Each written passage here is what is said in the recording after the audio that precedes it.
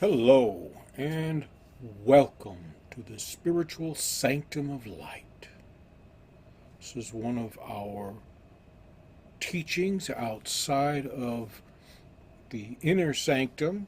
Think of this as the outer sanctum, a space where we make room for mystery, not to solve it, but to sit with it and let it shape our understanding. We will be exploring the book of knowledge, the keys of Enoch. We are in book 1, chapter 8 or 108, and we're looking at the opening verse where he writes that Enoch explained how the vehicle of the Pyramid Sphinx has been placed in the middle of the earth as a living model of man's destiny to indwell in a higher evolutionary body once he can center his solar magnetic energy with the alignment of the pyramid, which is the architecture of space. Furthermore, it shows how the face of the higher evolution is able to travel through our sun system and embody its consciousness in our solar evolution in the body of our lion sun. Now we have three elements that are at work here. We have the pyramid, the Sphinx, and we have the Pyramid Sphinx placed in the middle of the earth.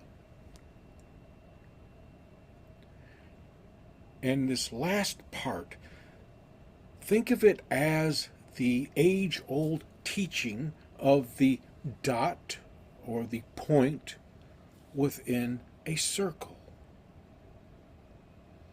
So we have some rich symbols here to work with. And we begin with the pyramid because it has a base of 4 sides. And because it has a base of 4 sides, it is a square. And the square represents form, typically. It represents concrete thought or manifestation. And when I talk about concrete thought, we are referring to those ideas that are not lost in abstraction. We're talking about ideas that are applicable to your life. And we've touched on some of this in earlier presentations. We have the 3 sides of the pyramid, or rather, I should say, the triangle, which is the pyramid, 3 sides. And this is referred to as where the triangle kisses the square, which is often interpreted as a trinity, father, mother, and child. And together they form the vertical axis. Now let's come back to this trinity. Now, the triangle having 3 sides, one side is the father, the opposite side is the mother, and the base is the child. The base is the mystery between active and receptive thought. The bottom is the process, which is why it kisses the square. From the process comes manifestation, comes form. But the process itself is a mystery. Life itself is a mystery to science. We know how life is formed. We know how it develops. We can even mimic it But life in and of itself remains a mystery, and that is the base of everything, the mystery.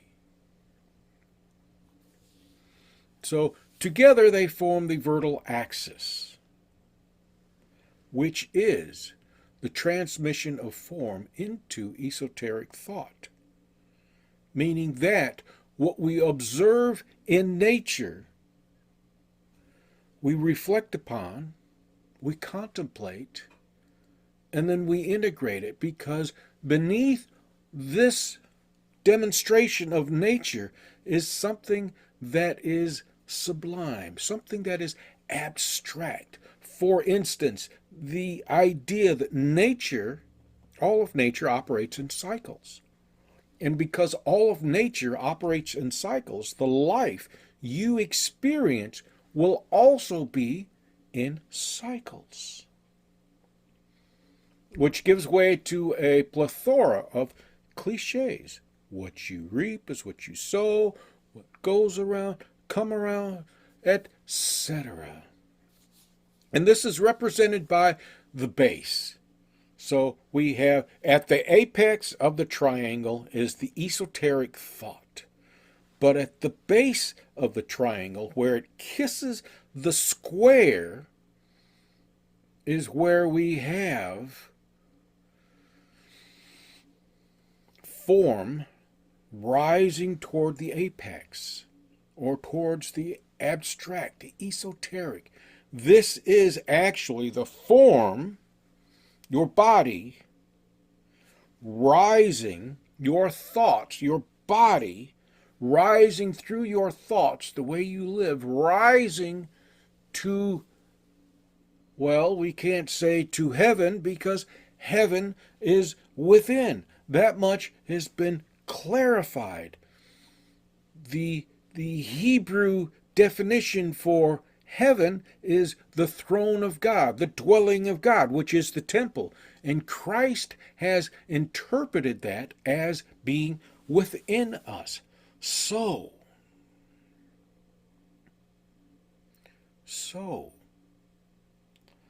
the body transforms as we move closer to experiencing the sublime.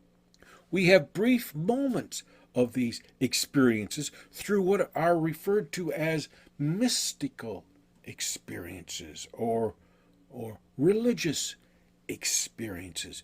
Brief moments of clarity, of divine immersion, of connection. And it is these brief moments that we become aware of, not knowing that this connection remains with us. So, as I said, rising, form rising towards the unknown realm, towards a higher realm. And this is a representation of transformation. The transformation of material into immaterial. It's not that the soul sloughs off the body, it's that the body releases the soul, because the body has fulfilled its requirement, which is to develop the soul. Think of this as an egg. And what happens within an egg? What happens within a womb? Think of the body as a womb. What happens within the womb? Life is shaped, is formulated, and that's what it is happening. The soul is being shaped through the body, and the body is how you interact with all that is around you. Now that is the pyramid. Now let us consider the Sphinx, which is composed of a serpent, a lion, the breasts of a woman, and the head of a man. These all have their own representations. The serpent being wisdom, the lion as strength, power, the head of the male as being knowledge or initiation, and the breasts of a woman, well, this is nurturing.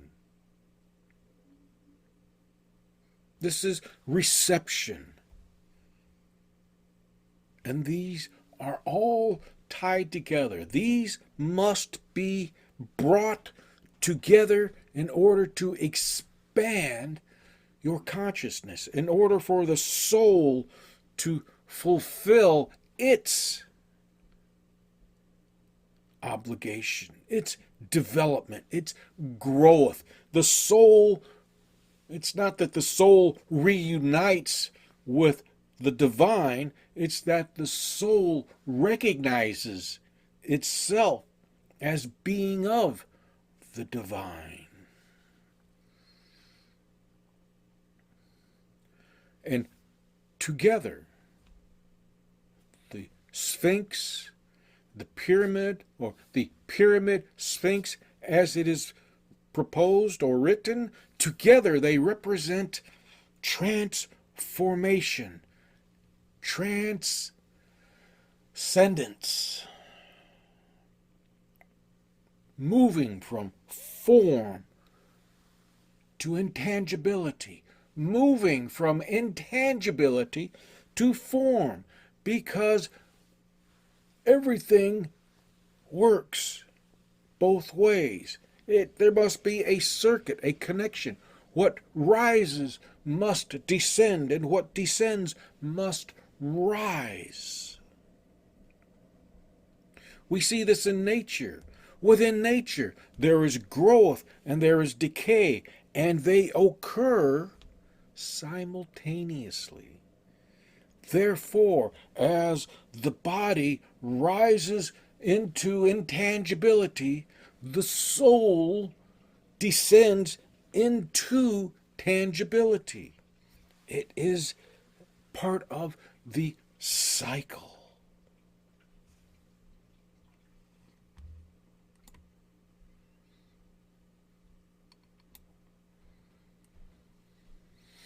And this representation, this Pyramid Sphinx has been placed at the center of the earth, the center of a sphere where the circumference becomes limitation. And limitation is not about inability. Limitation is what shapes us. It's the crucible.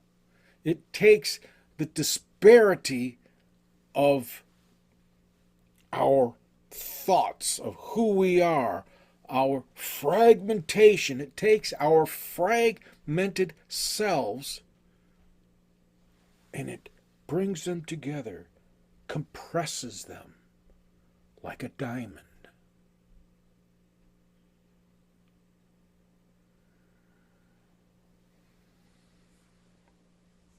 This is the classic representation of the point within the circle.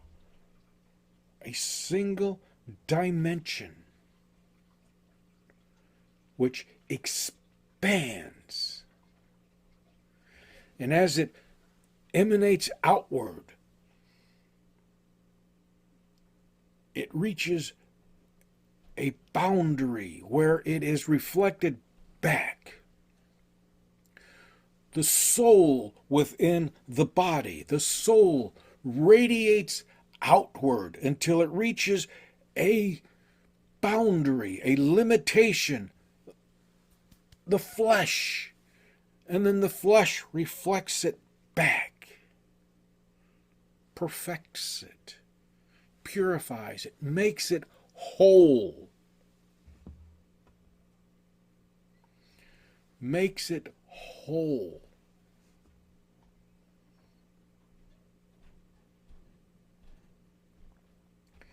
Thus, the Pyramid Sphinx being placed at the center of the earth, the soul being placed at the center of the body, becomes a living representation of humanity's potential as being of a manifestation,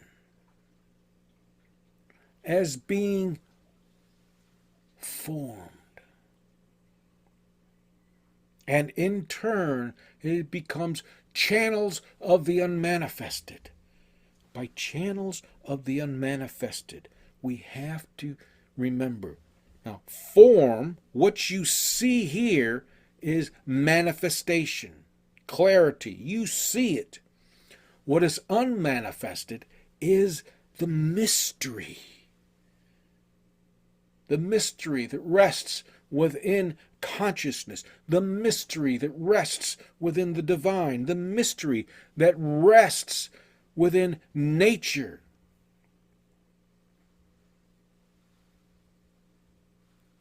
It is the temple, the mystery, the soul within the body, the soul within the temple.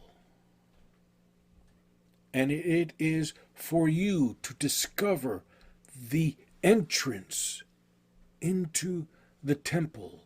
Because when we enter the temple, we enter true mystery.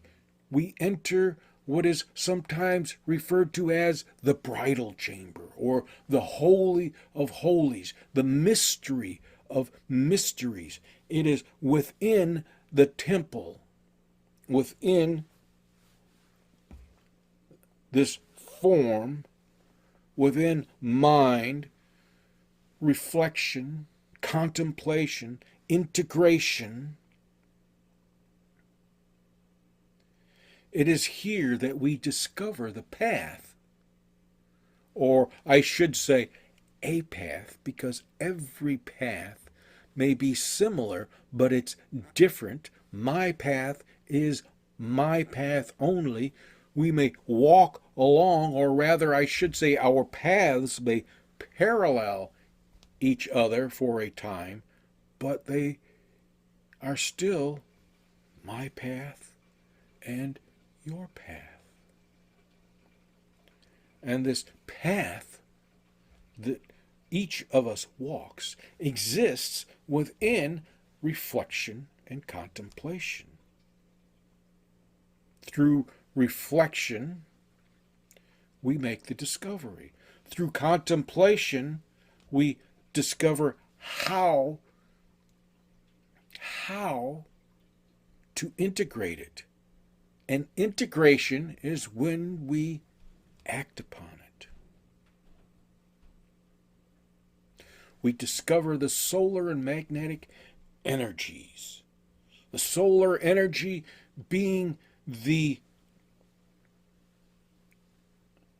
desire, the inspiration, divine inspiration, the abstract, the mind. And the magnetic energies, that is what formulates matter. That is what transforms thought into form. So the solar energy is your intellect. Solar energy represents your problem-solving abilities. The magnetic energy is the element of form. And together these must resonate. Together they do resonate. They are what formulates who you are. Solar energy being the mental energy, magnetic energy meaning the form, the body, mind, body. Soul is mind and body united, brought together. The soul is the mystery.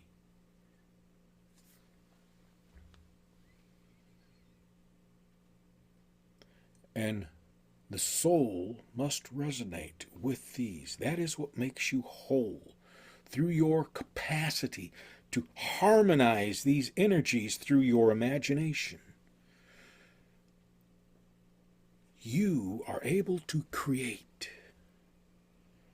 And through these creations, through these applications of ideas, you become more than what you were.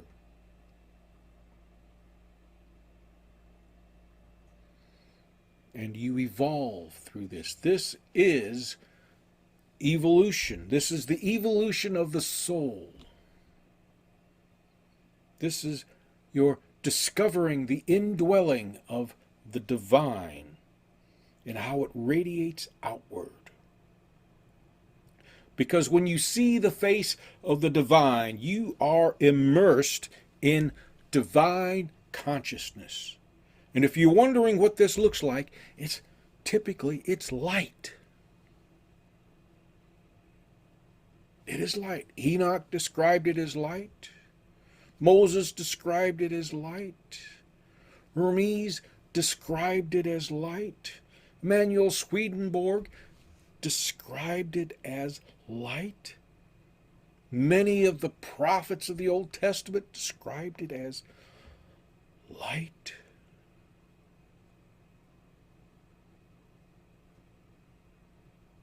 When you see this light, when this light washes over you, you are immersed in divine consciousness. And through this immersion, this is how you become more. You initiate the process of rebirth. You become renewed, reborn. And this is the process that is represented through the Sphinx. And during rebirth, you discover that you, as a living soul, evolve through cycles of rebirth, discovery, and transition. And this has little to do with reincarnation. Yes, you can apply it to reincarnation, but throughout your lifetime, you have experienced numerous cycles of rebirth. Rebirth is every time you make a change in your life and you follow through with it. You move from the old way of doing things to the new way of doing things. That is rebirth.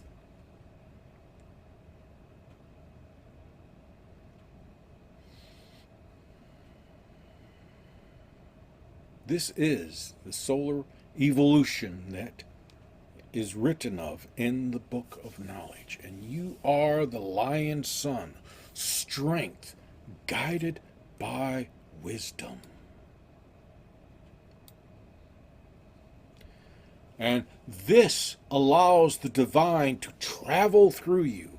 And through this continual process of reflection, contemplation, and integration, through this natural rhythm of nature, you become the divine. Because once you have discovered the divine resides within you, you can never undiscover it. It is always with you. You can't forget it. Of course, it is also at this point that the divine becomes a distraction. That is the limitation there. The soul emanates outward until it encounters the divine. And when it encounters the divine, it believes that it has fulfilled all that is required of it. However, you must destroy the divine in order to be truly reborn. You must destroy what is preventing you. I should not say destroy. You must overcome that which prevents you from becoming more than you were yesterday?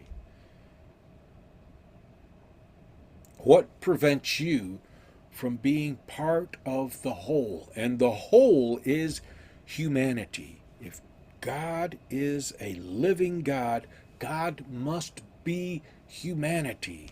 And wherever two or more are gathered, there too am I. That is the divine speaking to you, speaking through you every time you engage with others. Now there's a concept for you to contemplate.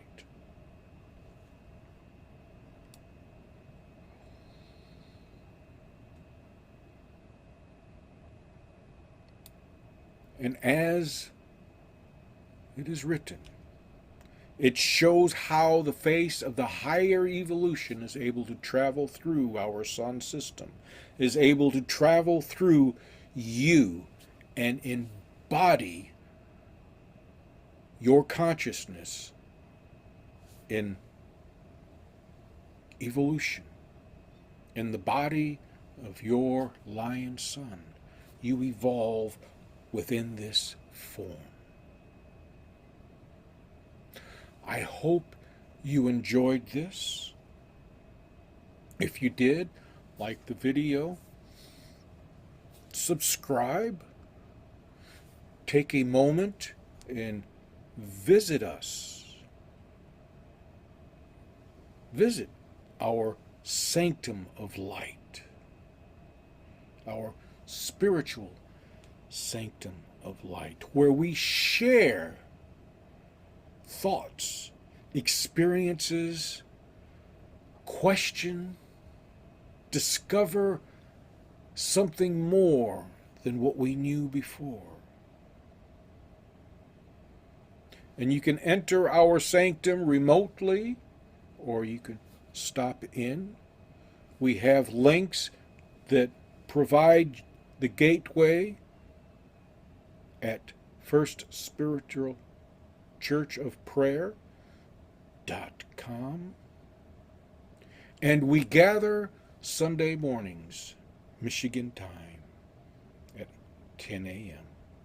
Thank you very much, and you have a enlightening day.